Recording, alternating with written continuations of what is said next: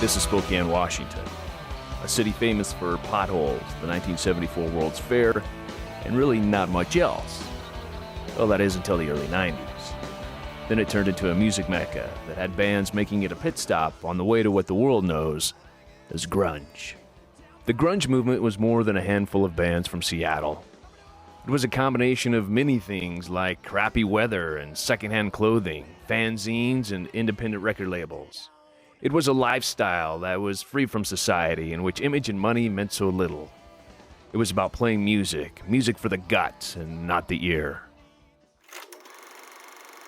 It is well documented that Kurt Cobain from Nirvana gets the credit for the grunge movement, although it was actually a Seattle musician by the name of Mark Arm who was the first to use the term grunge, describing his music in 1981. Arm ended up forming a pivotal band called Green River with Stone Gossard and Jeff Ament. In 1986, Green River released 2 songs on a compilation called Beat 6 from CZ Records, which also featured early work from Soundgarden, The Melvins, and Malfunction. Ament and Gossard left Green River and started a covers band with Andrew Wood, the lead singer from the band Malfunction, which eventually morphed into Mother Love Bone. In 1990, Andrew Wood overdosed, which devastated the Seattle music scene as well as his bandmates. Chris Cornell from Soundgarden, who was a former roommate of Andrew Wood, invited Gossard, Ament, and a new guitar player by the name of Mike McCready to join him in a tribute project for Andrew called Temple of the Dog. It was during the recording of this album that Ament, Gossard, and Mike McCready decided to form a new band, in which put them in search of a new singer. Their search took them to San Diego, California, in which they found a gas attendant by the name of Eddie Vedder. Following the recruitment of Vedder, they now needed a band name in which they all settled on Mookie Blaylock, named after the professional basketball player. Prior to releasing any music commercially under the name Mookie Blaylock, Hollywood came knocking on the door to capitalize on the Seattle music scene. Vedder, along with Ament and Gossard, played a fictitious band by the name of Citizen Dick in the movie Singles.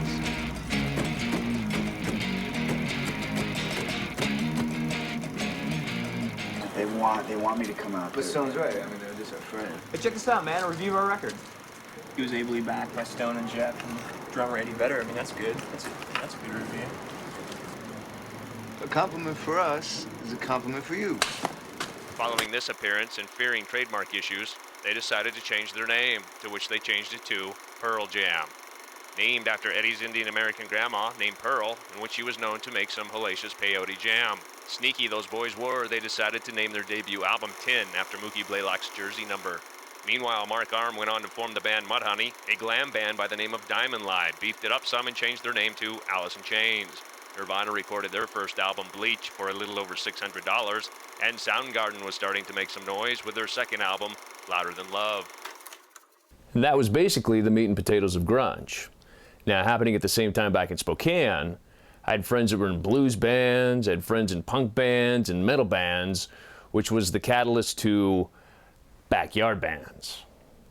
Now, you know when you do something in your life and you go back and revisit that and it's a little embarrassing? This is probably one of those times. Broadcasting live from the basement of the library at Spokane Falls, it's time for Backyard Bands. And now, your host, JD, Jason Drew, on 91.9 KSFC, The Falls Rock. Well, good evening to you. Welcome to Backyard Bands, a show we do that focuses on Northwest talent from the Northwest. And if you got a Northwest request, go ahead and give me a call at 459-3829. It's promising you the new metal church tonight. Well, we're having a little bit of technical difficulty, and I'll see if I can get a sledgehammer and pound it out.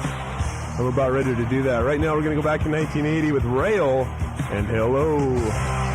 As the show developed, there was a little blurb about it in a Seattle newspaper dedicated to the Northwest music scene called The Rocket. Before too long, there was all kinds of promotional material sitting on the desk for airplay. It really was quite mind-blowing how many bands were out there, and not all of them were grunge. There were the Tree People and the Dirt Fishermen from Boise, Idaho. Portland had Floater, the Dharma Bums, the Crazy Eights, and the Cherry Poppin' Daddies via Eugene, and one of my favorites out of Portland at the time was a group called Sweaty Nipples. We interrupt this program to bring you this very important message. This is Davey and Dave from Sweaty Nipples, and Jason Drew is going to make you sweat.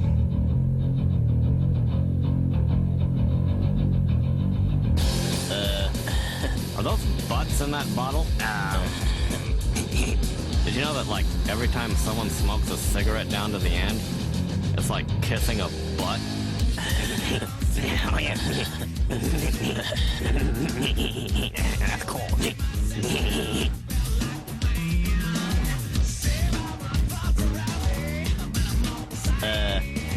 You know what, Beavis? No, what? I don't really feel like watching this right now. Yeah, maybe we should, you know, like try watching again later. Yeah, I thought of that too. You know, if it's on. I understand, yeah. But if it's not on, who gives a rat's ass? Yeah.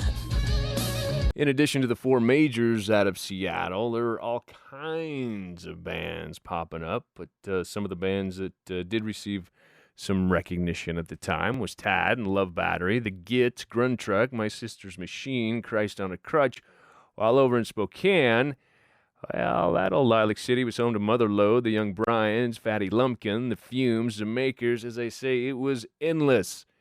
Even some of the smaller towns in Washington were putting music out that received attention, including the Screaming Trees from Ellensburg, and from my hometown of the Tri-Cities, a band called Small. Hey, we're Small. We're just a band from Eastern Washington.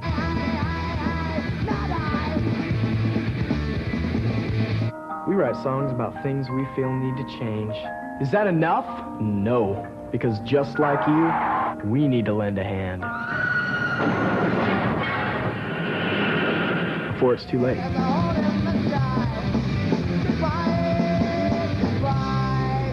Even Coeur d'Alene, Idaho had a band that remains one of my favorites today.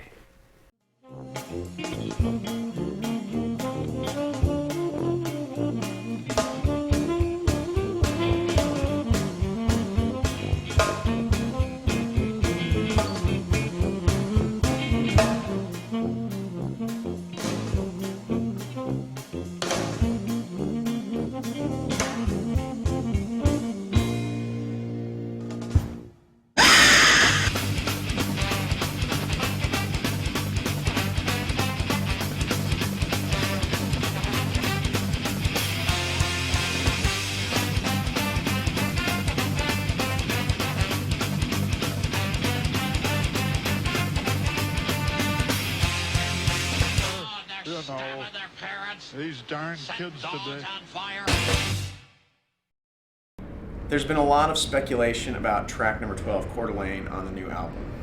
Since it's a town in Idaho, a lot of us are guessing it is heavily influenced by Miles. Would you give us some insight into what the song is about? Yes, the song is actually about Coeur d'Alene, Idaho, which I've had a love affair with since I was a little kid. It's actually a lake. Not too far from where I live in Spokane. It's about a 45 minute drive.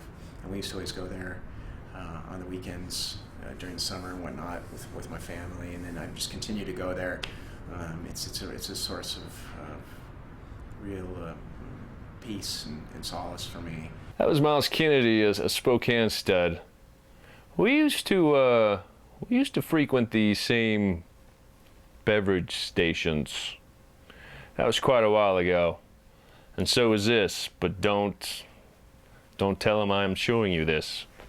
Official backstage report. How you feeling, Miles? About to go on stage number 6 in the top qualifiers of the International Guitar Month Guitarathon at Music World. Rock 106 broadcast. Gary Allen down here.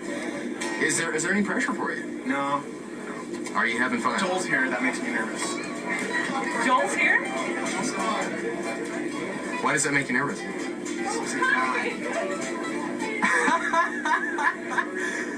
Have a good time.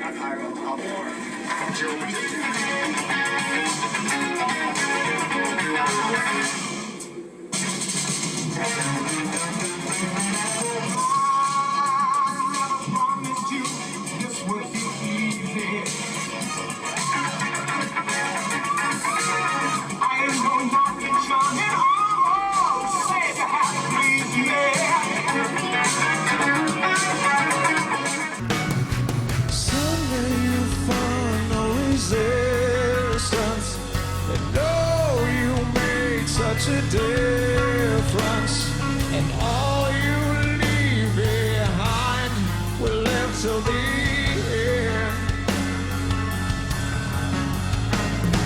The cycle of suffering goes on. The memories of you stay strong. Someday I too will fly and find you again. Yes, I will. I never felt comfortable about using the word grunge to represent that time nor that music. It's hard to explain just exactly what happened in that era. It was more of a tight-knit community throughout the whole Northwest, not just Seattle, not just Spokane or Portland or Boise.